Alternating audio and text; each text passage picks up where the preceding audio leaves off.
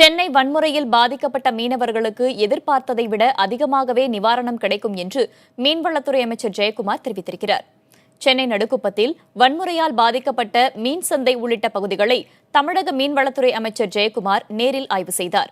வன்முறையால் தாங்கள் பாதிக்கப்பட்டது குறித்து எடுத்துக் கூறிய மீனவ மக்கள் மீன் சந்தை அமைத்து தர வேண்டும் என்று அமைச்சரிடம் கோரிக்கை விடுத்தனர்.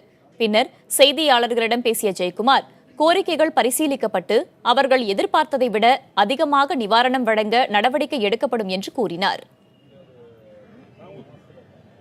எதிர்பார்க்கின்றதை விட அதிகமான அளவிற்கு நம்முடைய அம்மாவுடைய அரசு எப்போதுமே மீனவருடைய நண்பனாக, மீனவருடைய காவல் தெய்வமாக மாண்புமிகு அம்மா அவர்கள் திகழ்ந்து வருபவர்.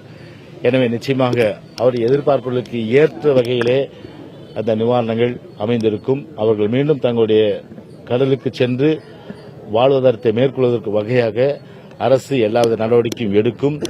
அதற்குரிய அறிவிப்புகளை எல்லாம் மாண்புமிகு முதலமைச்சர் அவர்கள் சட்டமன்றத்திலே அறிவிப்பார்கள்.